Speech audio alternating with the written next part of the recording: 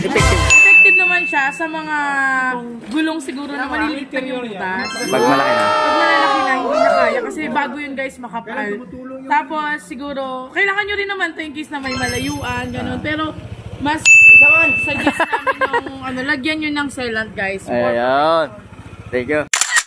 So yung mga tol, ito yung tire sealer na kung saan ginagamit to for emergency. So ngayon na-try namin to doon sa motor na PCX.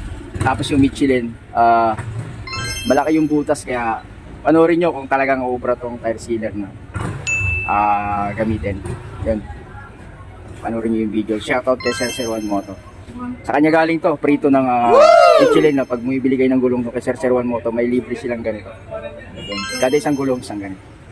Right? Ayun ang gagamitin natin ngayon is tire sealer, no? Dahil mayroon siyang pakong nakuha. Ayun, tunog pa. Ayun, mahangin-hangin pa. Wala kasing sealant to eh. Pero pag nilagay mo na yan, matik yan. Tingnan mo, panoorin nyo. Ayan, no? Tapos, Kobe tire sealer. Ayan. Bumba lang. Di, matik yan. Pag binuksan yan. May hangin na siya. Ayan. Pag binuksan yan, automatic. Automatic yan. Ibaba mo itong yan. So, yun, i-open nyo lang yan. Tapos, yun. Oh, pasok mo ng tudo. Pasok mo ng tudo yan. Ayun na po. Lumabas na. Pag buksan na ba, hindi po din ubusin talaga yan? Oo. Ayun, malambot kasi. So malambot siya dahil titigas siya. Ayun, tumitigas na. Ayun. O, diba? Ayun, kaya sige na. Bumubula siya. Yan. O, ha? So maganda talaga may baon tayong ganito, no? Sa rides. 200 lang yan, 200. Pero mas okay to kasi ayun o. Baba niya siya. Hindi magbabara yan. Parang nauubos niya. Parang nauubos ko yan. At yun na nga, no, hindi siya nagbara. Ayun, no, muntik nang maubos yung laman. So first time ko lang kasi din yung gumamit nito. Akala ko kagaya ng sealant na magbabara dyan sa butas at hindi lalabas. Kita nyo naman, halos nilabas lahat eh. Oh. Diba, yung butas naman di naman ganun kalaki, napakalit lang naman ng pako. Pero wala talagang sumabit. Oh. Talagang nilabas niya lahat yung laman. So yung tire sealer na to ay ganito pala ang sitwasyon nito pag gagamitin nyo. Siguro na lang pag walang butas yan, pwede talaga yan sa mga walang butas na sumisingaw lang yung hangin. Yun. So yun, kita nyo naman, no, na niluwa niya na lahat ng laman ng tire sealer. Okay? At yun nga, ang pinagtaka ko, lumabas lahat talaga yung laman ng tire sealer na yan, no, tire sealer. Andiyan na sa labas, nilabas niya. So ang tendency niyan, lalambot pa rin yan yung gulong kasi wala namang bumara eh. Dahil wala talagang sealant yung gulong na yan. Dito try na namin paikutin yung gulong, no? Baka sakaling huminto yung paglabas ng tire sealer dyan. Kasi paikutin mo lang pre.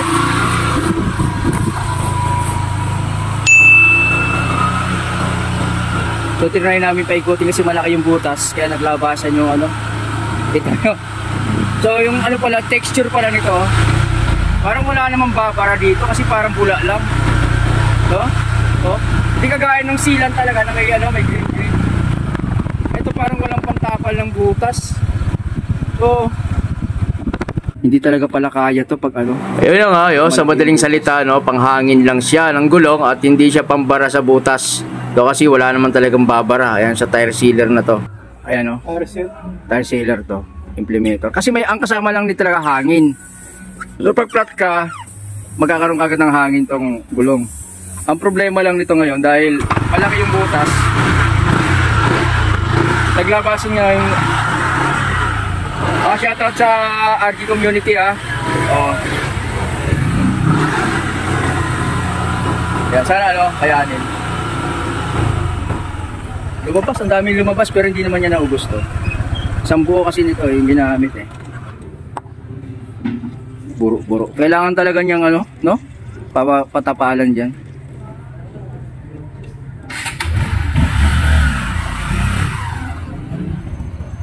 So dapat palang diskarte no, pagka may vulcanizing, wag mo muna siyang bubunutin. Pag pumunta ka sa vulcanizing, diretso na. Para hindi ka na try lang kasi namin to eh. So hindi ka kayanin.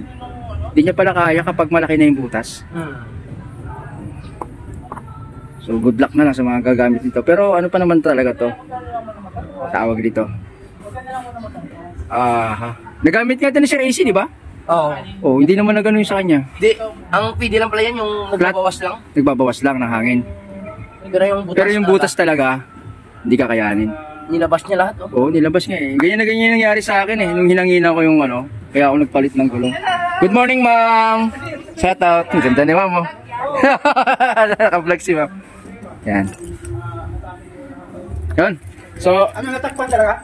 ano eh. Singaw pa rin. Pero matigas na pre. Matigas siya. Malay mo ano? Sinuka niya lahat, oh. Oo, sinuka niya lahat. Yun. Kayo nang bahala kung anong ibig sabihin nun. Ibig sabihin hindi siya effective. Effective siya, effective. Effective naman, oh. Hindi kasi tinatap. Malaki kasi butas eh. Malaki butas, madam. Kung tinakpan yung butas, nakaganon yung ano, may takip yung... Oo. Nagkulat na silang Hindi ka tulad So, galing to kay Sir Juan Moto, no? Yung binilhan namin ng Michelin na gulong. Shoutout kay Sir Juan Moto. mga silver-silver na. Sir Juan Moto to galing. Libre to ng gulong. Oo. Sa Juan Moto. Sa Kaya Michelin. na nagkataon na nabutasan. Sinuka niya lahat, grabe pre. Lasing yung gulong. Parang si Jay Moto TV lang yun eh, latching. Oh, ayan, sa vulcanizing din ng bagsak, di ba? Ayan na siya, nilalagyan na siya ng sealant. Guys, sabi ni Kuya, hindi daw effective yung isa. Ano ba tawag doon, Han? Tire sealer yun, best ang tawag doon, no? So, hindi talaga sa epektibo kapag may butas. No, kailangan talagang pasakan yan. Yun, dadalhin mo talaga sa vulcanizing shop. So, yan, nilagyan na nila ng ano dyan, ng tire sealant na after malagyan ng pampasak doon sa butas dito sa vulcanizing shop, no? Shoutout sa iyo dyan, kuya, yung vulcanizing shop dito sa may Amparo, no? Malapit sa Victory. So yun, ito na yung nangyari. Talagang importante talaga na may sealant yung gulong nyo, no? Huwag kayong papadala na sinasabi nilang huwag nyo nang lalagyan yung sealant yung motor nyo kasi masisira lang. So ganun din, kayo din naman na maaabala, diba? Tingnan nyo, kung may sealant ito sa maliit na butas na yun, hindi na kailangan magpa-vulcanize pa. O, yun lang ang pagkakalam ko dyan mga tol. Kaya kayo, kung gagamit naman kayo ng tire sealer, okay lang naman.